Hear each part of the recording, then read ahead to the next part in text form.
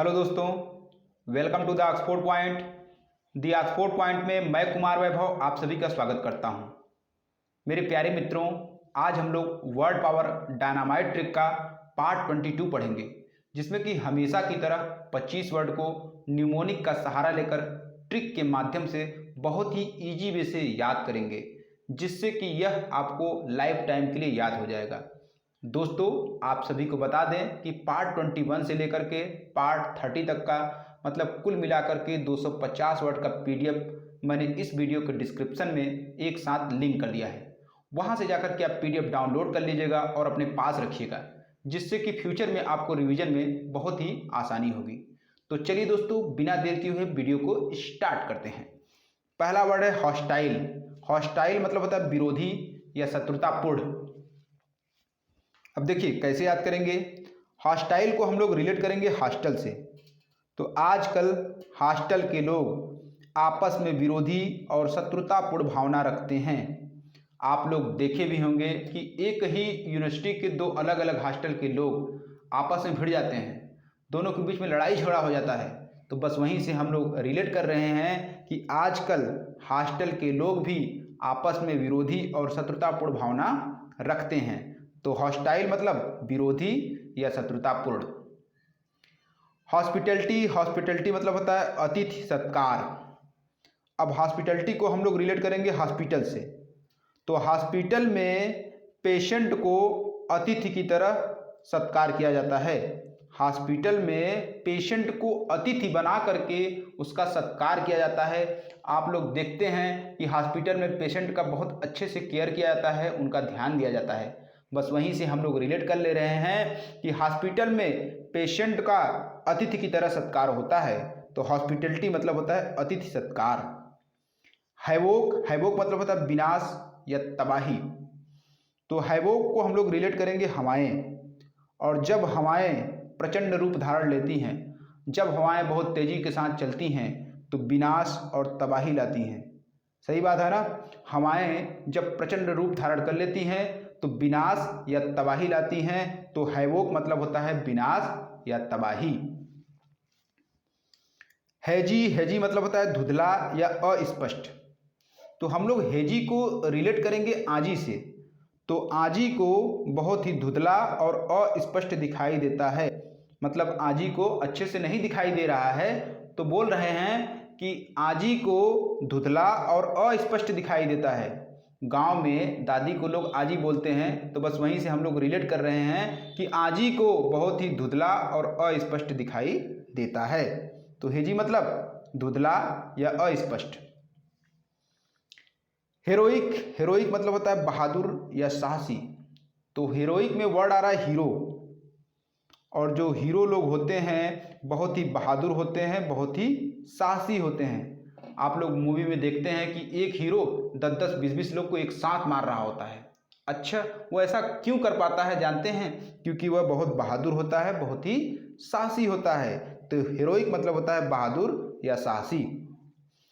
हुलिगन, हुलिगन मतलब होता है गुंडा या बदमाश।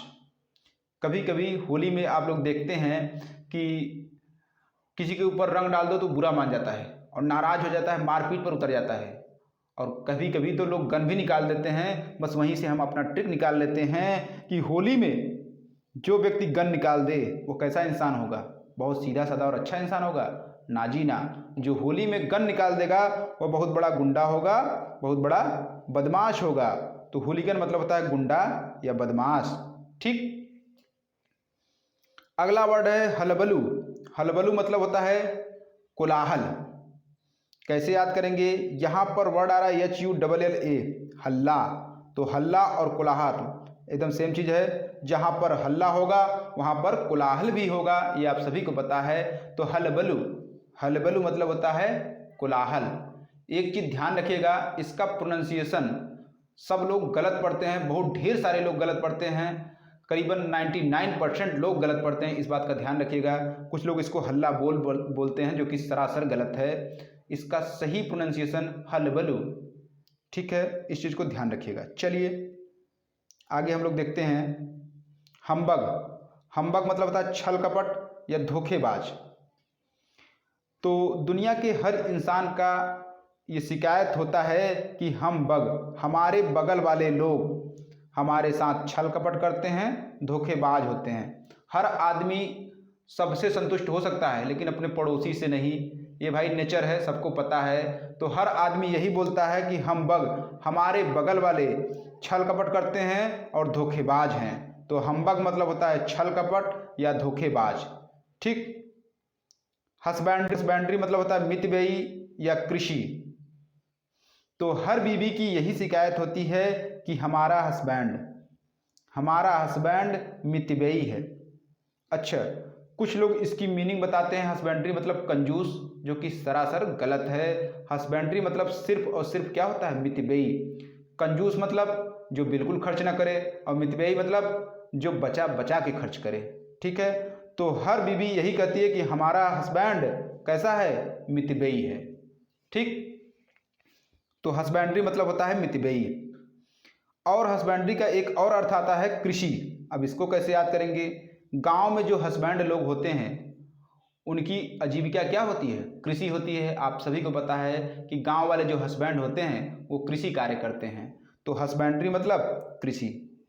ठीक है, दोनों मीनिंग अच्छे से याद रखिएगा। हर बीवी का यही कहना होता है कि हमारा हस्बैंड मितव्ययी है, मतलब कम पैसे खर्चा करता है, बचा बचा के खर्च करता है, क्योंकि बीवी कभी पैसे से संतुष्ट नहीं होती, आप सभी को पता है। ठीक है। तो हस्बैंड्री मतलब मितव्ययी या कृषि।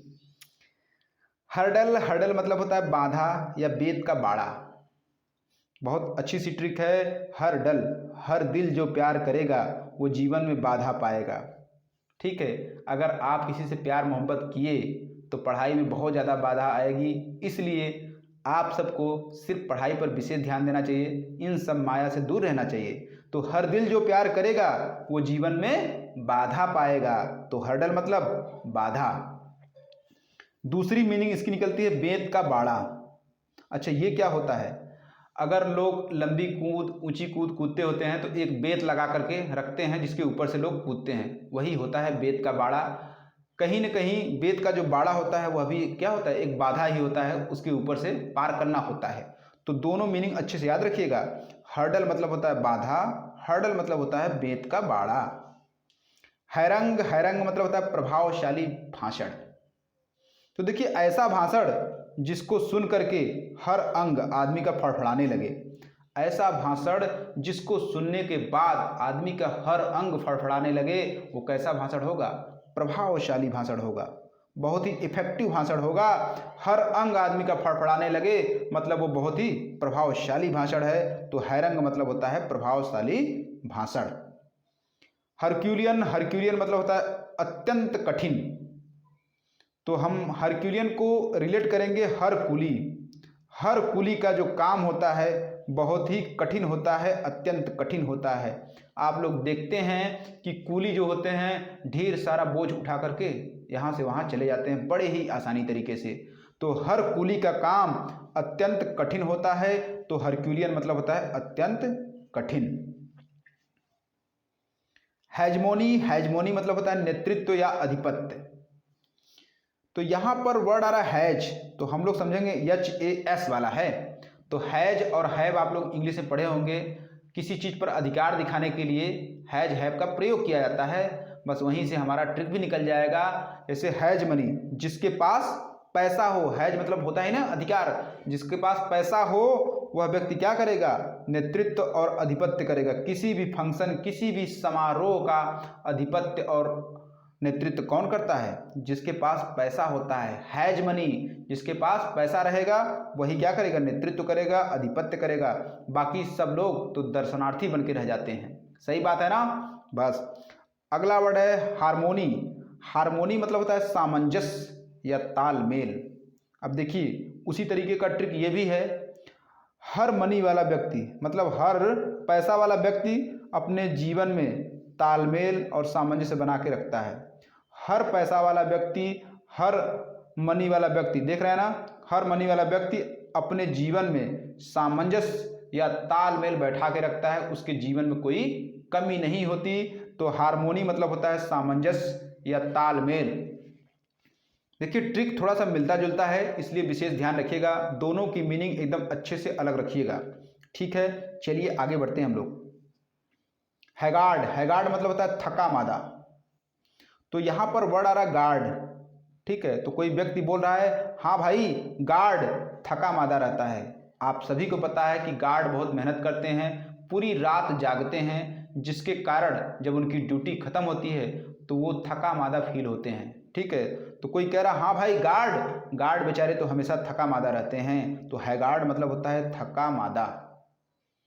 हिंड्रेंस, हिंड्रेंस मतलब होता है बाधा। तो हम लोग हिंड्रेंस को रिलेट करेंगे एंट्रेंस से। किसी भी इंजीनियरिंग कॉलेज में एडमिशन के लिए एंट्रेंस ही सबसे बड़ा बाधा होती है। एक बार आप एंट्रेंस पास कर जाएं, उसके बाद बल्ले बल्ले आराम से मौज करिए, पढ़ाई करिए, डिग्री लीजिए, कोई दिक्कत नहीं है। तो किसी भी इंजीनियरिंग कॉलेज में प्रवेश करने के लिए आपका जो एंट्रेंस होता है सबसे बड़ा बाधा होता है। तो हिंड्रेंस को हम लोग रिलेट करेंगे एंट्रेंस और एंट्रेंस हिंड्रेंस, एंट्रेंस हिंड्रेंस। तो हिंड्रेंस मतलब बाधा।